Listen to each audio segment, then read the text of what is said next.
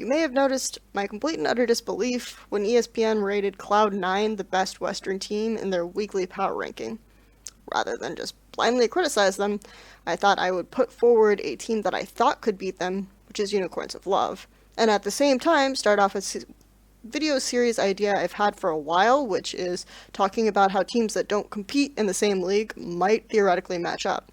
Since Cloud9 recently withdrew from IM Katowice, this is even more exciting because these teams could have faced off and now won't. So let's talk a little bit about why I think Unicorns of Love would win, and Cloud9 definitely for me aren't going to make the best Western team cut quite yet.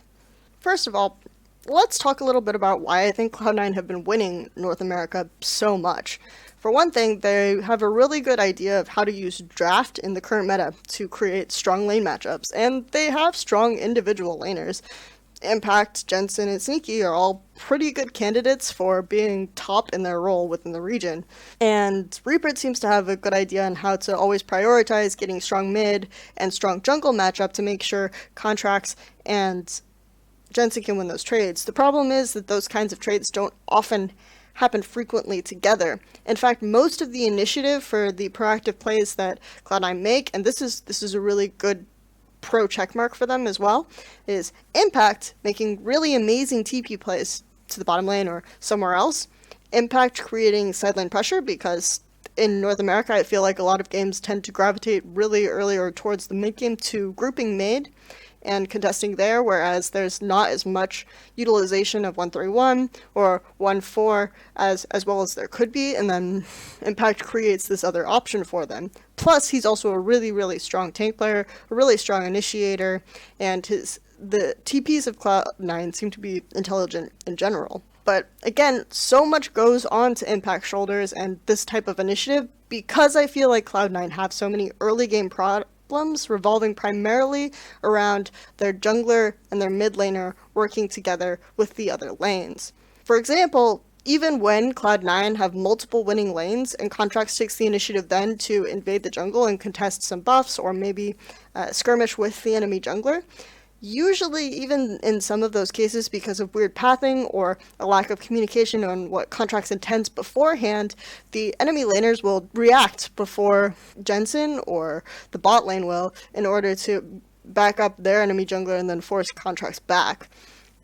In this way, Equifax, for example, got a really early lead because Acadian's invades were much more meaningful, his laners reacted more effectively, and Contract's invades just frankly seemed really, really awkward, like he didn't exactly know where the enemy jungler would be, he wasn't keeping track of Acadian's clears or where he would have been in quadrants, things like this. So this is very typical of Cloud9 in general, is just this general lack of coordination. And it has more problems than just early invades and early ability to set up plays. And it's something that I noticed way back in the first week when I felt like Contracts was just kind of showing up at lanes when there was a kill about to happen anyway and getting benefit off that. There wasn't a lot of support for him and invades, things like this. So it's not just a recent development. And it's something that I feel like characterized Cloud9 even in the World Championship, even last year. And again, it's not just Contracts, because Jensen seems to have this issue where he's very fixated on out-farming or getting ahead of the enemy laner to the exclusion of other plays or other opportunities he could have, or just being aware of what his other laners are doing. In the TL series Game 3, there was a moment where Contracts had backed, Smoothie was backing, Jensen had just cleared mid. He saw Matt place a ward or clear a ward in river, so he knew that some of TL's bot lane or perhaps TL's jungler even were around, and he probably should have backed in that instance, and instead he went to farm his own raptors and was killed for it, just because his lack of mindfulness of where his team was and where the enemy team was in connection to this. In the FlyQuest series in the first game, there were 4 instances where Moon or Moon and High went top, and there was 0 cross-map play, so it really, really impinges Cloud9's ability to do cross-map play as well, when you're just focusing on lane and focusing on getting this farm advantage, and they end up taking first turret, they end up putting your Camille really, really far behind, and you end up fighting an uphill battle for it, and there's nothing happening in the bot lane. In fact, there was an instance where I believe Cloud9, bottom lane was even forced back because Altec had was able to use his ultimate on Jhin to chunk them out. And a lot of people said that, when Impact plays, they have better mid-game lane assignments. This is really helpful. But there are weird instances where I feel like Jensen is trying to sideline for farm, or maybe even using a Graves to sideline in that instance would be better, because you don't have something like a Tahm Kench or something like a Shen that's going to facilitate Cassiopeia being able to sideline a lot better. Just pushes forward, gets caught, things like this. So I think that there is a little bit of disconnect that isn't just in the early game, but it sort of spreads to the mid game, and Cloud9 again are getting all these advantages by grouping around mid.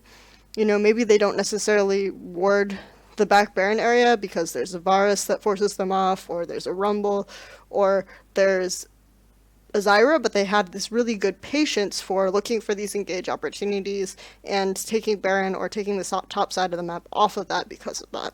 Now, I feel like Unicorns of Love's strengths almost align completely opposite to Cloud9's. Rather than saying that they have really strong lanes in all roles, I would say that their bottom lane has had a few errors in decision making, them getting caught out, overextending, failing trades, things of that nature. So they're very reliant on Vizicsacsi, the top laner, to get strong leads, to play more split push oriented champions. So I think that that's part of why you're seeing these weird jungle picks come out from Xerxes, is because he's playing much more tank oriented junglers, so that Vizicsacsi can constantly be on split pushers or carries. But the really big strength for Unicorns of Love is their communication between top and bot. You can see it pretty clearly when they ward in the early game. For example, if Nukeduck slightly headed down bottom in the Vit series, then immediately Xerxes would react by warding top area, so that he would see when Joko would go across the jungle line or things like that, and Unicorns of Love would be able to react to that extremely well.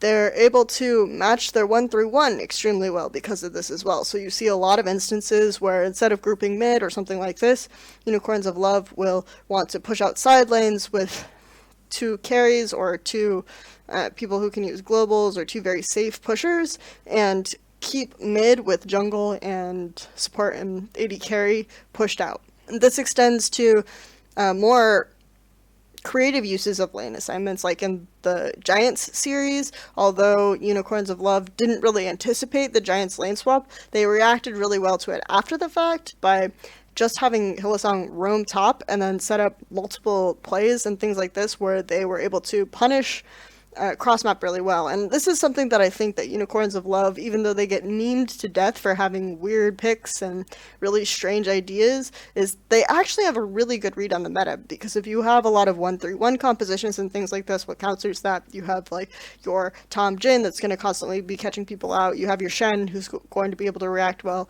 globally. So even if he doesn't necessarily have the best matchup with the Trundle, things like this.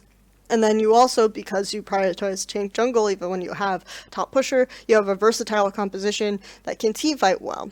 Of course, some of the flaws in this is that they may pick compositions that they can't execute perfectly, or they might not anticipate reactions to certain unique configurations. Like the first time they ran their Warwick assassin setup, they didn't anticipate like the double exhaust. The team fights weren't as coordinated. They couldn't get Warwick into the fights to the point where he could do enough damage to pull the exhausts because he built super tanky, and then Exila just couldn't find opportunities as Cat as well, and their team fights sort of fell apart in that sense. But this also, again, puts them on a lot of 1-3-1 comps. They're able to set up well for Baron using Vizicsacsi's push in the bot side, and when people generally have to deal with them, they can immediately react to grab the Baron. Unicorns of Love have a very strong Baron control rate, but they have very good collapses on someone out of position. They might not always defend their wards the best, but when they see someone clearing them, they can collapse on that person pretty well after the fact. They play really well reactively. I do think that they sometimes have some issues with mid lane team fighting, but because of that, they're usually really good about maintaining their 1-3-1, about using these matchups well. And when they have gotten poor matchups, they were drafting pretty weak matchups in week 2, they still were able to team fight well enough to find opportunities to come back. I think the biggest and most exploitable thing about Unicorns of Love, though, is the way Xerxes Path's offense prioritizes top area jungle clear, bottom area jungle clear, get the Scuttle Crab. This kind of Scuttle Crab or vision control in the bot side river early on really facilitates the ability of the mid and the jungle and the bottom lane to work well together and to create this idea. And Xyla really needs to be able to push out far, because the way that Unicorns of Love behave is they get a lot from Xyla's roams, they get a lot from Xyla having an advantage. So if they don't have this type of control, Xyla doesn't always react to a lack of information well. And in the past and earlier in this season, he's been very susceptible to being ganked early.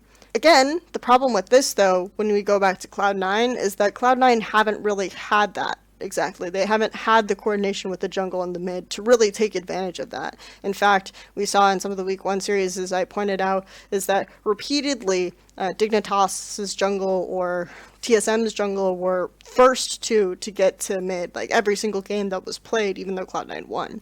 So I don't necessarily think that this is something that Cloud9 in their current form can really take advantage of, is Xyla's exploitable nature, and so they'd have to instead look at bottom. And again, if you're prioritizing strong bottom lane, then that's something that they could bully out. But Cloud9's ability to react to lane swaps and do cross-map plays and things like this and really get a lot more out of their top pressure than I think Cloud9 will be able to, or that Cloud9 even necessarily will set up plays on bot well, because so far we haven't seen that happen. It's really hard to say that Cloud9 can do well in the early game, and then if Cloud9 don't do well in the early game, Unicorns of Love will be able to get their 1-3-1 composition off the ground, and when Cloud9, or the tendency is to group mid extensively, they won't necessarily be able to bait that, and they'll just lose side lane turrets, or they'll have to react to a push bottom or push top, and they'll lose Baron control, things like this that I think that Cloud9 just don't have the coordination right now. Like, they're really, really winning in North America off of their ability to lane extremely well. I think that's great, and I think the Cloud9's players individually are really excellent. But the problem is that from there they don't seem to have a plan. It's like win the lane, team fight with Impact using Team Impact's initiative, and what do you do then? If that plan doesn't necessarily fall through, or if someone has a counter to that. And I so far don't think that they've seen that, primarily because North American teams have had a lot of imports. They're having a lot of roster changes. The coordination isn't as strong. There isn't as many decisive plays. And that's why they really struggle with Flies, even though Fly are individually not very strong. They're much more decisive as a team, and they'll group more, and they'll take these advantages as a team much more easily, and that's definitely Cloud9's weakness, and I think it's something that Unicorns of Love are really strong at, in addition to having stronger individual players than maybe the FlyQuest team. So I think that this is something that I really want to emphasize when I say Cloud9 are not the best Western team. They have these very obvious, very exploitable weaknesses that you can see even before they played FlyQuest in TL this week, and I think that Unicorns of Love could at least be able to take them down.